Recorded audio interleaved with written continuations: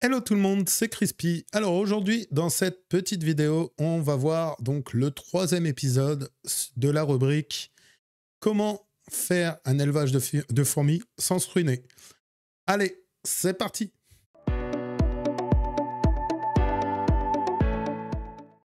Alors pour commencer, je vais vous faire un petit résumé donc des deux précédentes vidéos que j'ai pu réaliser sur ce sujet.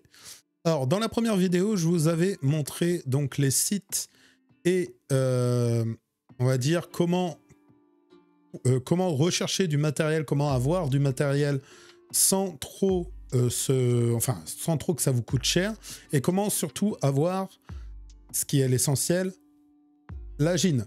Donc, trouver une gine en nature, un don de gine par quelqu'un que vous connaissez qui fait de la myrmécologie ou quoi que ce soit. Donc, vous allez voir, là, dans le suite de la vidéo, on va voir ma petite Messor Barbarus que j'ai choisie, comment elle a pu évoluer depuis la sortie de la diapose.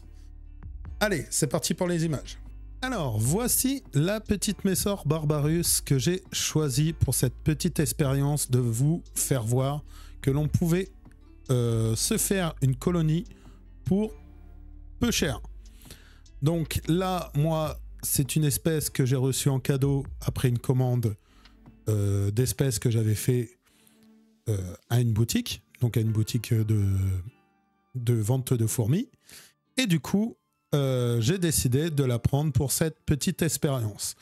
Alors chez vous, bien sûr, hein, comme je vous dis assez régulièrement, vous pouvez les récupérer en nature, ça sera la même chose, ça sera totalement la même chose. Alors du coup, aujourd'hui, ce qu'on va voir, c'est si elle a pondu depuis que je l'ai sortie de diapose il y a un mois, à peu près. Donc elle est sortie un peu avant toutes les autres, donc on va voir s'il y a une ponte. Alors, vous voyez déjà que la gine en elle-même se porte bien. Elle bouge, elle est dans son petit tuyau, enfin dans son petit tube à essai. Et si vous pouvez remarquer, après petite observation, je vais essayer de zoomer, ça va pas être facile. Il y a une grappe d'œuf au niveau de son gastre en bas, donc le long du coton.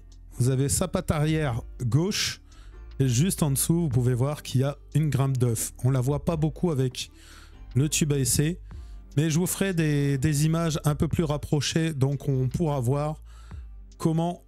vous pourrez la voir un peu plus en détail, cette petite grappe d'œuf.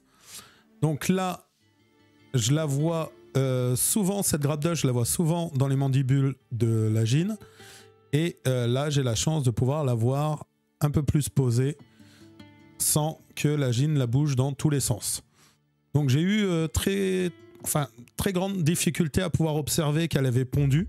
C'est comme je vous dis, elle le déplace constamment, mais constamment. Et là, j'ai cette chance de pouvoir le voir vraiment, cette ponte. Alors, autre petite chose, vous pouvez remarquer que la réserve d'eau est totalement vide. Alors, je ne veux pas la laisser dans ce tube à essai. C'est pour ça que, vous voyez, hein, il n'y a pas de... Dès le début de la vidéo, vous n'aviez pas de cache. Mais, du coup, je veux la faire déménager, mais pour l'instant, elle ne veut pas déménager. Alors, est-ce qu'elle attend les premières ouvrières pour vraiment bien déménager? Je ne sais pas. On verra par la suite, mais pour l'instant, elle ne veut pas déménager. Autre petite chose, bien sûr, je ferai un topo, donc je ferai une vidéo de l'évolution de ce couvain. Donc là, pour l'instant, je n'ai que des œufs. Ça se voit, hein, ça fait une petite grappe, donc je n'ai que des œufs. Et bien sûr, je ferai une vidéo de l'évolution du couvain en lui-même. Je ne referai pas de vidéo quand j'aurai des larves ou quand j'aurai des nymphes. Je vous ferai une vidéo complète de l'évolution du couvain jusqu'à l'imago. Voilà, donc de l'œuf jusqu'à l'imago. Ensuite, vous aurez une petite vidéo où je vous ferai voir comment, bien sûr, je vais les nourrir. Donc vous aurez donc des alternatives pour le nourrissage. Je vous ferai voir aussi des alternatives pour l'anti-évasion. Trouver des solutions pour que vos fourmis ne s'évadent pas sans spécialement acheter les produits que tout le monde achète, qui peuvent coûter quand même un certain prix. Bon, normalement, l'huile de paraffine ne coûte pas si cher que ça. Donc ça peut être la première alternative pour pouvoir avoir un bon anti-évasion. Ah, vous voyez la gine qui bouge pas mal. Voilà, donc vous allez pouvoir avoir une belle série de vidéos sur cette petite mémère et du coup sur la petite grappe d'œuf que là on voit bien depuis qu'elle a bougé, on la voit super bien au niveau du coton. Voilà, je vous laisse avec les images un peu plus rapprochées du couvain.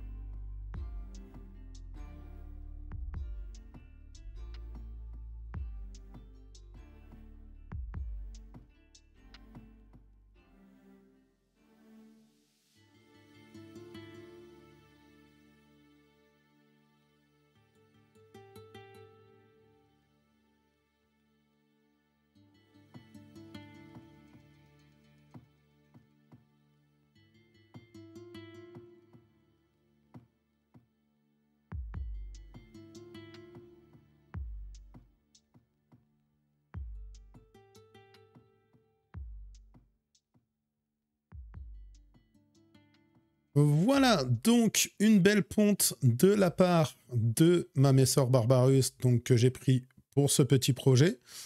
Alors, comme vous pouvez voir, donc on peut vraiment faire une colonie, commencer une colonie ou même faire une colonie entière sans vraiment se ruiner. Là, vous avez vu une boîte Ikea, un bouchon pour lui mettre ses graines, un papier d'alu pour mettre l'insecte, un tube à essai en guise de réservoir d'eau. Voilà, littéralement, et le tube à essai, donc où elle sera pour faire sa fondation, pour faire sa colonie de début. Et après, par la suite, on verra pour le nid, pour la nourriture, tout ça. Donc, comme vous pouvez le voir, on peut très bien faire de l'élevage de fourmis sans avoir un gros budget. Vraiment sans avoir un gros budget ou même sans acheter des nids qui vont vous coûter une blinde, littéralement. Voilà, donc j'espère que cette petite vidéo vous aura plu, que de voir que ça évolue dans cette petite colonie, ça vous plaira. Si vous voulez continuer à suivre cette colonie, je vous invite à liker la vidéo et à vous abonner, excusez-moi. Sinon, on se retrouve comme d'habitude chaque dimanche à 15 h pour une nouvelle vidéo. Je vous dis donc à la semaine prochaine. Bye tout le monde!